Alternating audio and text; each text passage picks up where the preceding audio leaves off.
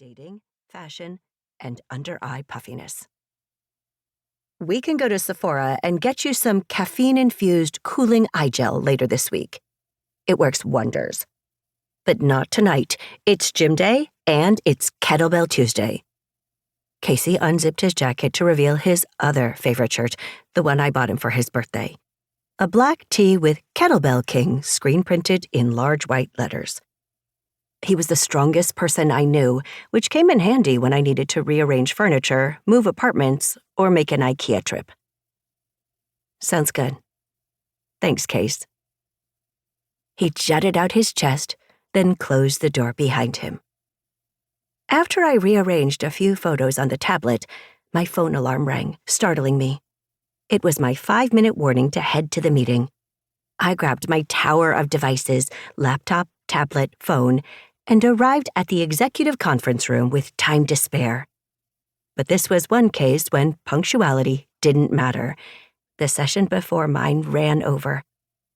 When the door finally opened, a large group consisting of mostly men shuffled out of the conference room in complete silence, heads hanging low. What happened in there? It was almost lunchtime, and there wasn't even chatter about the brand new bacon bar in the cafeteria. The entire floor smelled like bacon, which to anyone who loved meat, namely the exact demographic who worked at my company, was the world's best air freshener. You'd have thought they were walking out of a funeral. I raised an eyebrow at my friend Dave when he exited the room, my shorthand for WTF.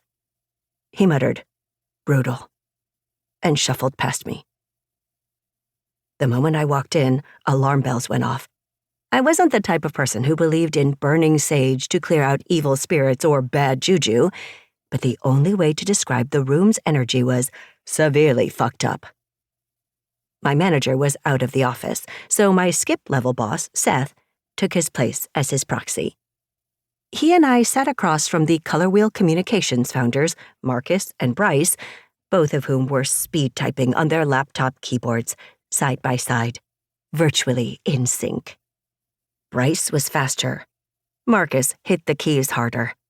Neither of them welcomed Seth or me, or even bothered to look up when we plunked down in the squeaky boardroom chairs.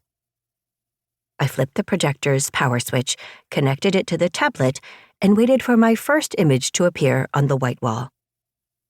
Noting the lack of engagement in the room, I resigned myself to flipping through features quickly and then, if needed, diving into the numbers in the appendix. That was assuming the meeting would even start. They still hadn't looked at me. Clearing my throat, I spoke with gusto. The app we're releasing at the end of the year is currently unnamed, but the project is internally called UMD, upon my death. Bryce stopped typing and slapped shut his laptop. Marcus continued to look at his screen, but had at least stopped pounding the keys. Seth nodded at me, his glasses sliding down his nose. Go on, while they're paying attention. I jumped straight into the product description. Upon my death allows users to send messages to anyone they want after they pass.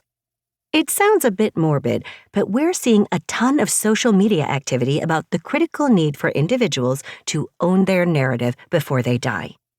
Early research suggests that controlling the conversation has strong appeal in a wide range of ages.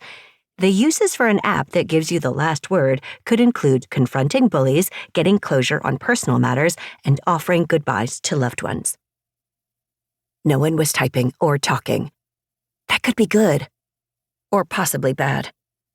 They also weren't smiling or asking questions about where I had gotten this idea.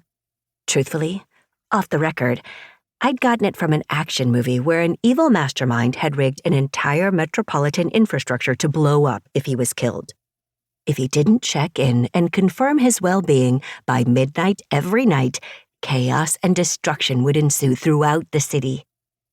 On the record, I told people this concept derived from a popular competitor's app that let you tell coworkers and colleagues that they had BO. It ranked number 5 in the Apple App Store, and it held the number 1 spot for many months. My idea was so much better. The ongoing silence creeped me out.